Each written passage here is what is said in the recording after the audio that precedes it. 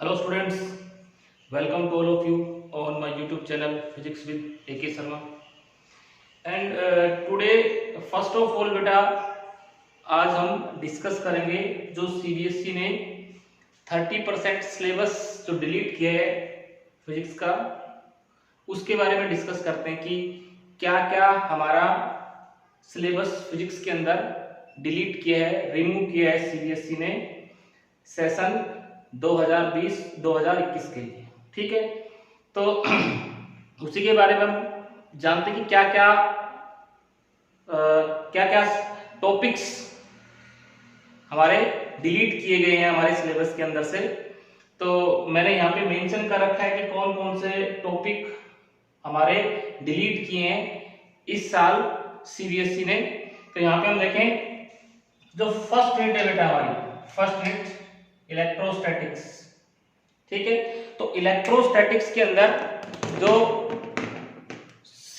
Topic delete किए हैं वो है uniformly charge thin spherical shell, inside और आउटसाइड, इनसाइड और आउटसाइड। ये टॉपिक हमने करवाया है। आप देखोगे जो गॉस थ्योरम की एप्लीकेशन हमने पढ़ी है उसके अंदर हमने electric field intensity due to a uniformly charged spherical shell, इस नाम से हमने टॉपिक करवा रखा है और वो टॉपिक इस साल सीबीएसई ने डिलीट कर दिया है फिजिक्स के अंदर से। तो ये हमें इस साल नहीं पढ़ना है ये टॉपिक, तो ये इसको हम डिलीट कर देंगे, हम इसको काटा मार देंगे हमारी नोटबुक के अंदर। दूसरी यूनिट के अंदर हम बात करें, फर्स्ट यूनिट के अंदर बेटा इतना ही सिलेबस डिलीट किया गया, इतना ही पोर्शन डिलीट किया गया। ठीक है, सेकंड यूनिट की बात करें तो सेकंड यूनिट के अंदर जो करंट इलेक्ट्रिसिटी है हमारी, उसके अंदर हमने पढ़ा है carbon register of colour coding. भाई कुछ कलर्स मेंशन होते हैं और उस कलर से हम एक टेबल बनाते हैं, उस टेबल से जो कार्बन रजिस्टर की जो वैल्यू आती है, रेजिस्टेंस की वैल्यू आती है, वो फाइंड आउट करनी होती है। तो ये लगभग 1 या 2 मार्क्स का एग्जाम में पूछा जाता था। अब की बार सीबीएसई ने इसको यहां से डिलीट कर दिया। ठीक है, ये पहले भी डिलीट कर दिया था एक बार और अब की बार फिर इसको डिलीट कर दिया। तो ये जो हमने एक टेबल बनाई हुई है colour coding of carbon register की, उसको नहीं पढ़ना है, ये अब की बार डिलीट कर दिया। दूसरा जो पोर्शन डिलीट किया वो series and parallel combination of resistors, series and parallel combination of resistors, resistors का सीरीज कॉम्बिनेशन, पैरेलल कॉम्बिनेशन, उसमें बहुत सारे हमने न्यूमेरिकल्स किए हैं।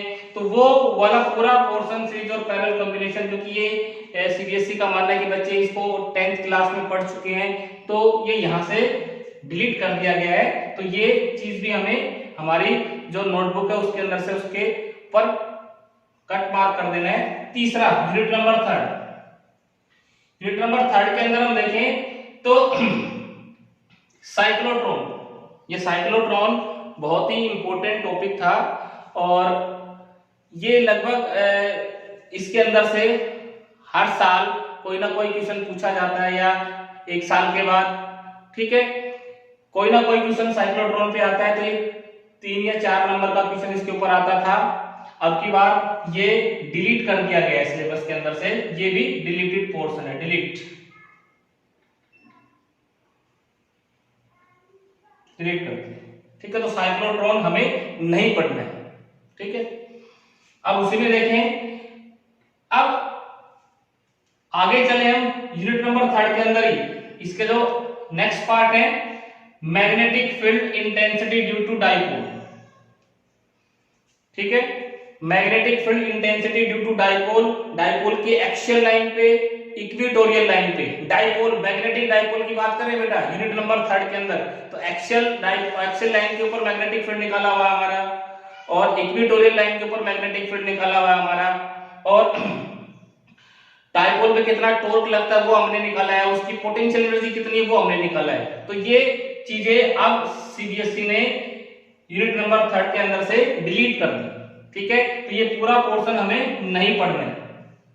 और क्या डिलीट किया यूनिट नंबर थर्ड के अंदर से, जो मैग्नेटिक मटेरियल्स हैं, पैरा, डाया और फेरोमैग्नेटिक, तीन तरह के मटेरियल हमने पढ़े हैं, पैरामैग्नेटिक, फेरोमैग्नेटिक और डायमैग्नेटिक मटेरियल।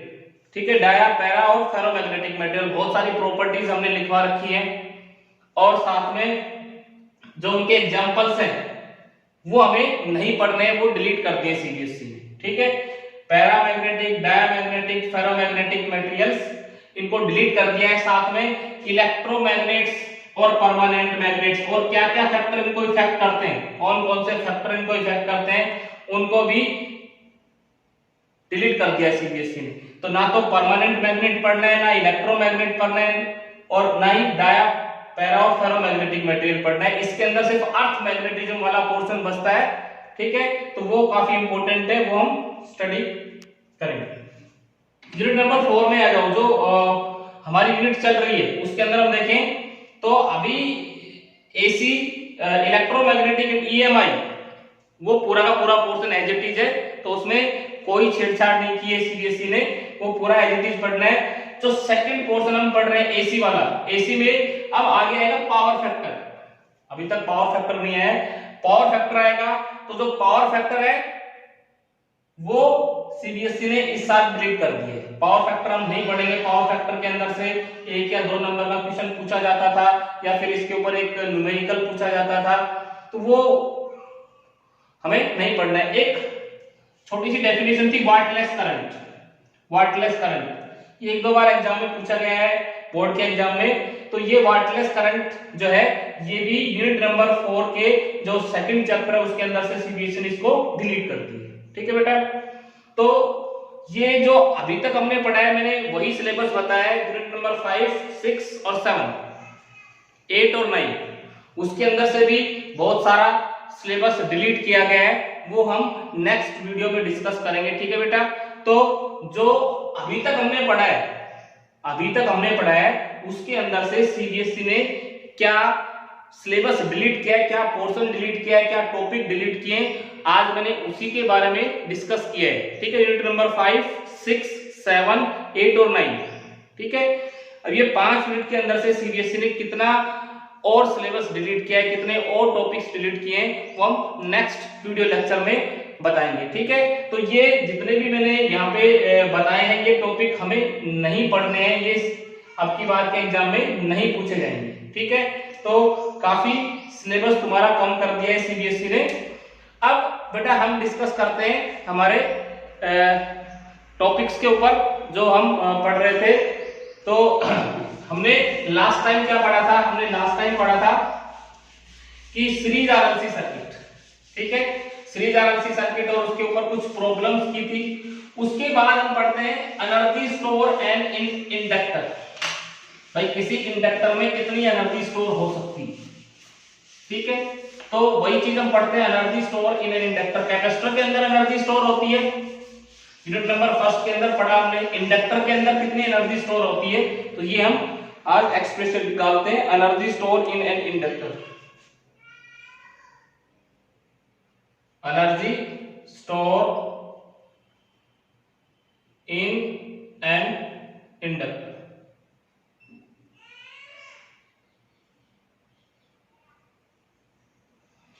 तो किसी इंडक्टर के अंदर कितनी एनर्जी स्टोर होगी, तो बेटा देखो इंडक्टर क्या होता है, कॉइल होती है और कॉइल की क्या होती है, इंडक्टेंस होती है। जैसे एक रजिस्टर की रेजिस्टेंस होती है उसी तरह से कॉइल की क्या होती है, इंडक्टेंस होती है। तो ये मान लो हमारे पास कोई इंडक्टर है, ये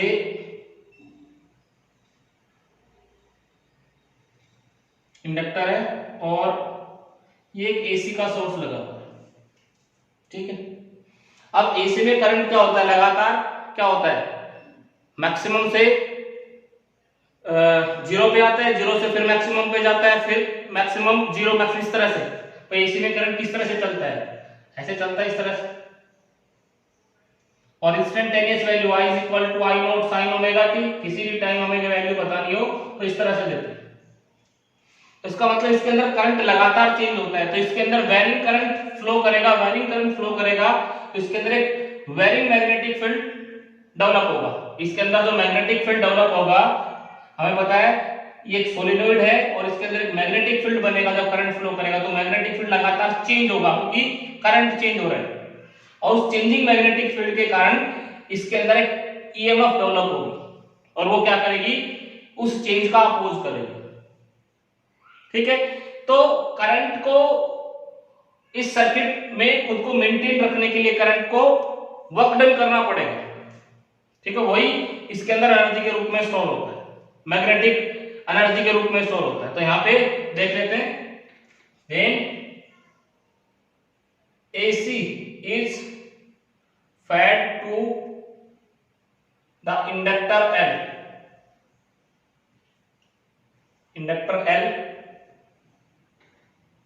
then current takes some time to maximum value due to self inductance।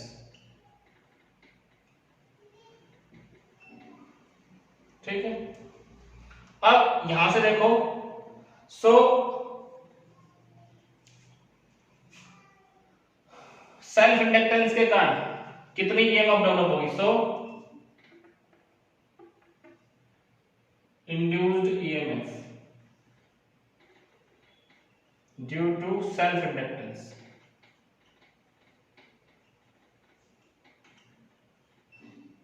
E is equal to minus L D I by D T होता है, क्या होता है, E is equal to minus L D I by D T. Negative sign को neglect कर दो, ये हम इसको मैग्नीट्यूड में लिख लेते हैं, हमें नेगेटिव साइन नहीं चाहिए, नेग्लेक्टिंग नेगेटिव साइन हम लिख देंगे यहाँ पे। तो इंड्यूस्ड ईएमएफ कितनी हुई, E L D I by D T, और ये इंड्यूस्ड ईएमएफ क्या करेगी, करंट जो इसके अंदर ग्रो कर रहा है, जीरो से मैक्सिमम पहुंच रहा है, उसको क्या करेगी, उसको अपोज करेगी। क्या करेगी, अपोज। सेल्फ इंडक्टेंस का काम यही होता है, करंट बढ़ रहा है तो बढ़ने नहीं देगी, घट रहा है तो उसको घटने नहीं देगी। ठीक है, तो ये एक रेजिस्टेंस पैदा करती है करंट के बढ़ने और घटने में। ठीक है, तो यहां पे देखो, let I be the current at any time t, so power P कितना होगा, P जो होता है बेटा, पावर जो होती है rate of doing work dw by dt, P is equal to dw by dt, और ये पावर किसके बराबर होता है, EMF multiply by current, P is equal to E into I। भाई पावर जो होती है वो dw by dt, और कैसे निकालेंगे, EMF मल्टीप्लाई बाई करंट। तो यहां से देखो, dw by dt, और इसको हमने E into I, E into I, E कितना हमारा, L di by dt multiply by I, dt से dt क्या हो गया, कैंसिल आउट, tw कितना आ गया, I into di। Total work done, ये तो छोटा सा वर्क डन हुआ, total work done from 0 to I, total current flow करवाने में 0 से I तक, तो टोटल वर्क डन कितना होगा, तो हम निकाल सकते हैं बेटा, इंटीग्रेशन करके। इंटीग्रेशन कर दो इसका, इंटीग्रेशन करेंगे तो ये देखो,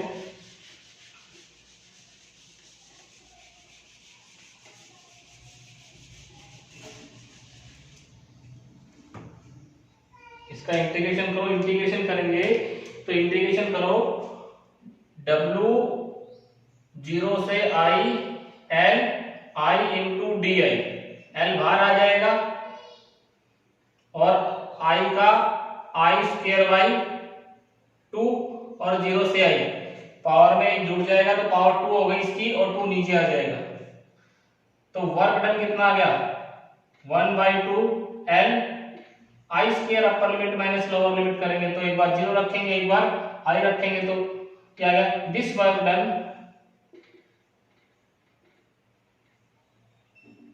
stored in the form of energy,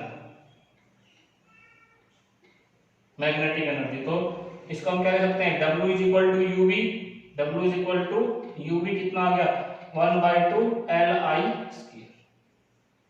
तो इतना एनर्जी स्टोर होता है किसके अंदर, इंडक्टर के अंदर। किसके अंदर, इंडक्टर के अंदर 1/2 Li। कैपेसिटर के अंदर भी हमने देखा कितना होता है 1/2 CV²। ठीक है, और यहाँ पे कितना 1/2 Li²। ठीक है, अब ये एनर्जी स्टोर हो गई। तो यहाँ पे देखो थोड़ा सा और इससे आगे चलते हैं, एनर्जी डेंसिटी निकालते हैं इसकी।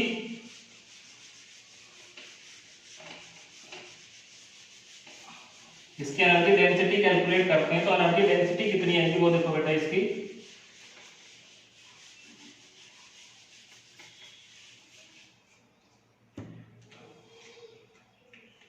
ये देखो यूवी हमारे पास कितना आ गया, UV is equal to 1/2 Li²। ठीक है, ये एनर्जी स्टोर हो गई। अब L self inductance of the solenoid,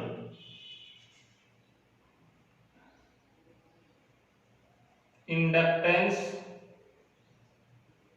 solenoid कितनी होती है बेटा self inductance, L is equal to mu naught n² A/L। ये फॉर्मूला पढ़ा होगा, हमने निकाला हुआ है self inductance of A solenoid unit number 4 के अंदर। एक सोलेनोइड की सेल्फ इंडक्टेंस कितनी होती है, तो उसके लिए L is equal to mu naught n² A/L ये फॉर्मूला होता है। तो L की वैल्यू यहां से आ गई। अब देखो यहां से, एंड मैग्नेटिक फील्ड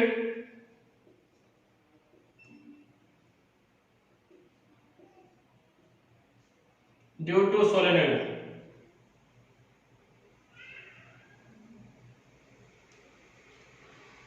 सोलेनोइड के कारण मैग्नेटिक फील्ड कितना होता है, तो सोलेनोइड के कारण जो मैग्नेटिक फील्ड होता है B is equal to mu naught N/I/L।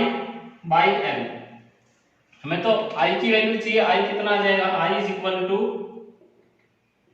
B into L mu naught by N। ये देखो, ये दोनों देखो I और L की वैल्यू इस इक्वेशन में यूज करो। इस इक्वेशन में, इसको इक्वेशन नाम दे दिया फर्स्ट, सेकंड और थर्ड। तो यहां पे देखो use equation second and third in equation number first.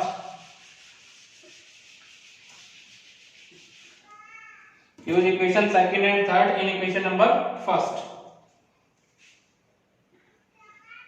Use equation second and third in equation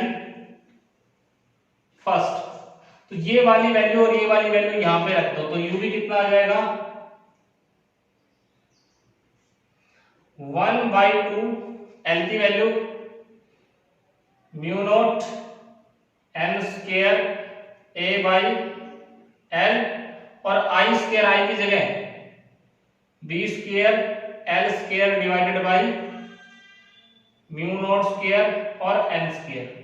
तो n² से तो n² कैंसिल आउट हो गया बेटा, एक L से एक L कैंसिल आउट हो गया, एक म्यू नॉट से एक म्यू नॉट, u भी कितना आ गया 1/2 B² by mu not A into L। ये आ गया वही फॉर्मूला, चाहे इसको ऐसे लिख लो चाहे इसको ऐसे लिख लो, एक ही बात होगी। अब यहां से एनर्जी डेंसिटी क्या होती है, energy density of the solenoid, या फिर हम ये कहें एनर्जी डेंसिटी। तो एनर्जी डेंसिटी क्या, energy store per unit volume, it is defined as the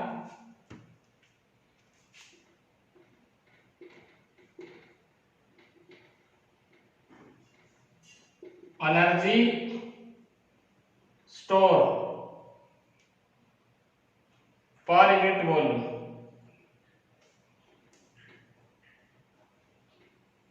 ठीक है, कितनी एनर्जी स्टोर होती है यूनिट वॉल्यूम में ऑफ सोलेनोइड।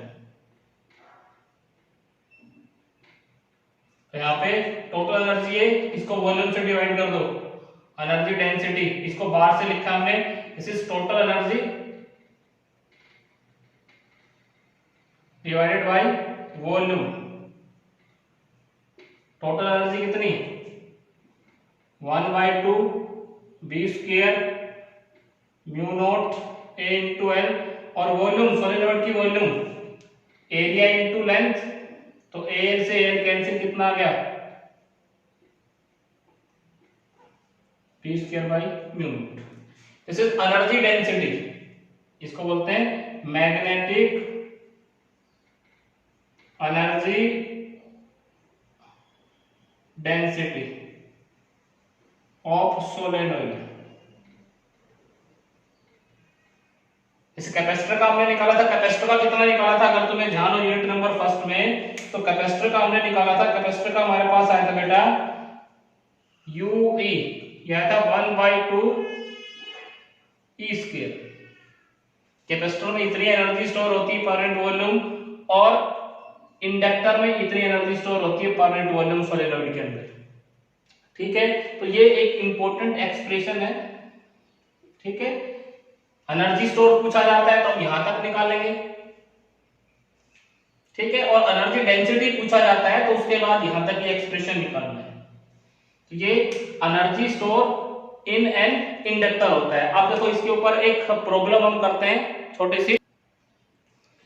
देखो बेटा, ये प्रॉब्लम दे रखी है, a 1.5 milli henry inductor in LC circuit store a maximum energy 17 micro joule, what is its peak value of current. किसी एलसी सर्किट के अंदर, एलसी सर्किट क्या होता है, एक ऐसा सर्किट जिसके अंदर एक कैपेसिटर लगा हुआ हो और एक इंडक्टर लगा हुआ हो, इस तरह से दोनों लगे हुए हो। आगे हम पढ़ेंगे एलसी ऑसिलेशन, तो उसमें बताएंगे एलसी सर्किट क्या होता है, सी और एल। अब इसके अंदर, एल के अंदर कितनी एनर्जी स्टोर होती है, energy store in an inductor, E is equal to हमें दे रखा है, मैक्सिमम एनर्जी स्टोर कितनी है, 17 माइक्रो जूल, 17 माइक्रो जूल। तो E नोट हमें दे रखा है बेटा, E नोट मैं यहां पे लिख लूं 17 माइक्रो जूल। E नोट कितना दे रखा है, 17 माइक्रो जूल। ठीक है, अब यहां पे देखो, इसको माइक्रो जूल में कन्वर्ट कर लो, 17 into 10⁻⁻6 जूल ऐसे लिख सकता हूं इसको। माइक्रो में कितने होते हैं, 10⁻⁻6। इसकी सेल्फ इंडक्टेंस कितनी दे रखी है, L, सेल्फ इंडक्टेंस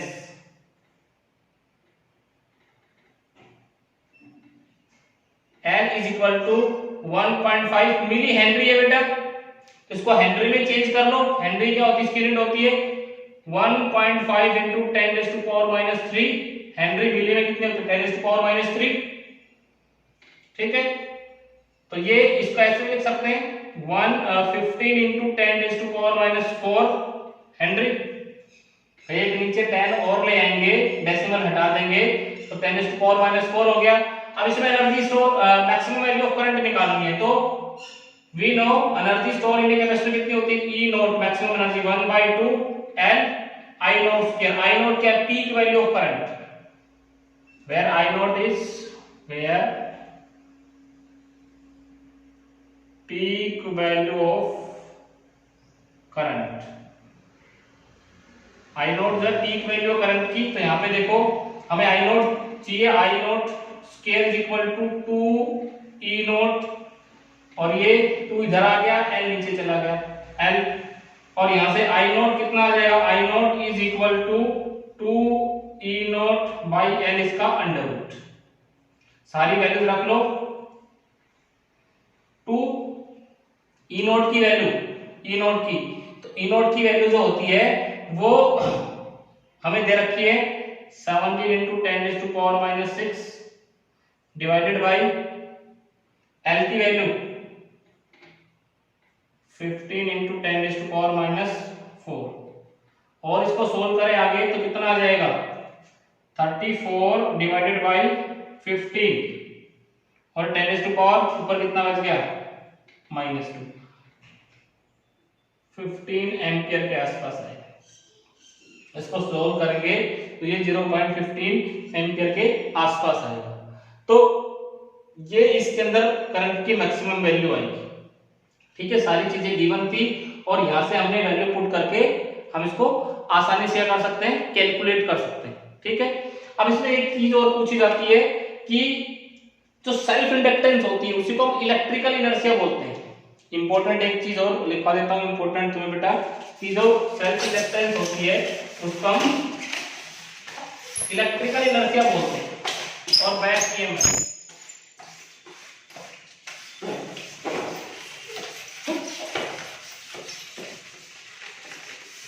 देखो यहाँ पे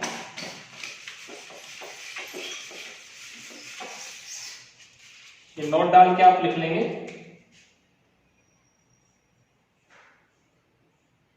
self inductance is also known as back EMF।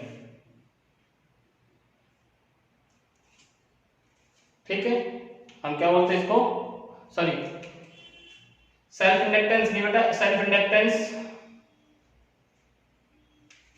Electrical inertia.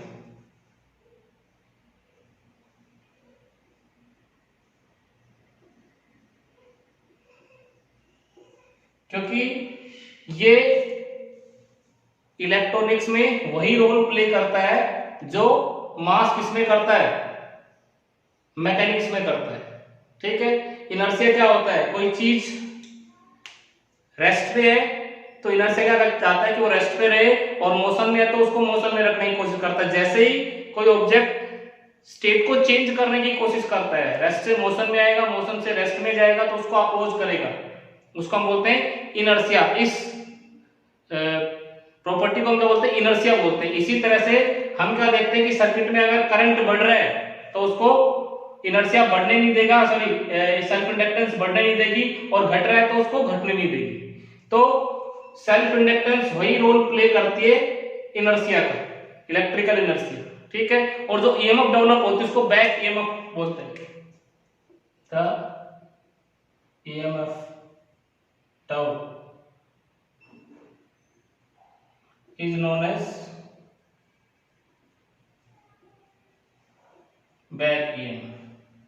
जो EMF डेवलप होती है उसको क्या बोलते हैं, बैक EMF बोलते हैं। ठीक है, जैसे हम लिखते हैं E is equal to minus L di by dt, इसको बोलते हैं बैक EMF, बैक, क्योंकि ये जो हमारा जो सोर्स होता है उसकी EMF के अपोजिट काम करती है। ठीक है बेटा, आज के लिए इतना ही, थैंक यू।